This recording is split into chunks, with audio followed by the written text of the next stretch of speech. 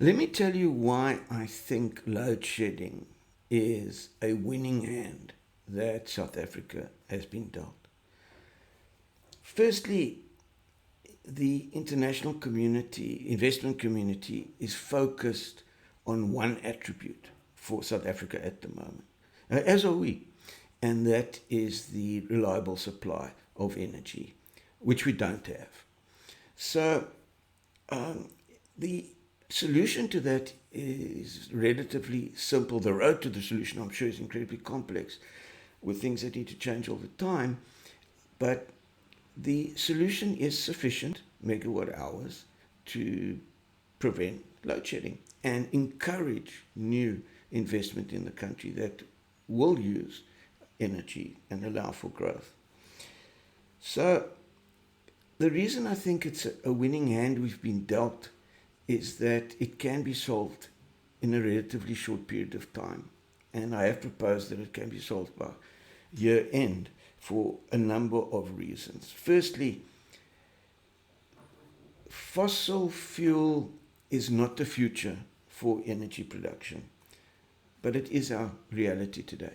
We are a fossil fuel based country, and the majority of our energy production, like many other countries, comes from fossil fuel generation.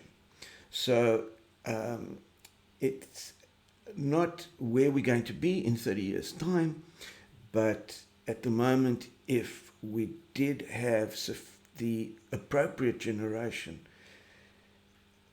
percentage from the fossil fuel which we have built, then that obviously goes a long way to solving the issue. As we saw a few weeks ago, where there was no load shedding, mainly because the percentage generation was sufficient from the power stations that we do have.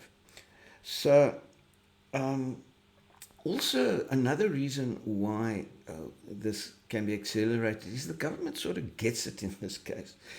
In other words, the solar panel levy, I know there was some criticism that the inverters and batteries, but the thing is the government made a decision in the right direction. Unlike a lot of other legislation, but we'll leave that for another day.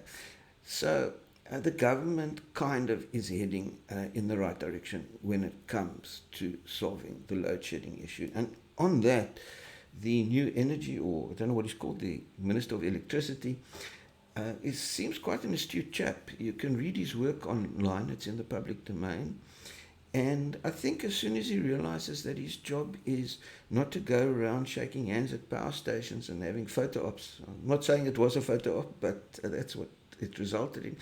But his job is to prevent political interference and encourage political support towards our goal of sufficient megawatt hours. And as soon as he realizes that, I think he will be a very positive player in the mix. Then, obviously, renewables are increasing and will increase, obviously, or not obviously, will increase perhaps at an exponential rate with solar panels becoming more efficient and cheaper, and the demand on the grid with fossil fuel and the nuclear that we have will be closed. So look, we could wait for that day where renewables solve our problem, but you're not going to impress anybody by just waiting. Investors want to know that we can solve problems, and so do we as citizens of this country. So the load shedding, or this winning hand as I call it, is important for the country because it allows us to start a virtuous circle. At the moment, we have this vicious circle. There's one thing going wrong, then there's corruption, and there's this, and there's crime, and all kinds of stuff. And we need to start unwinding it, and I think the move towards stable energy can start something like that, simply because the rand gets stronger, food gets cheaper, transport gets cheaper, and we have a chance then at dealing with our real societal issues of unemployment, crime, corruption, social engineering that's gone awry, and a number of other things. So we have been dealt a winning hand, I feel.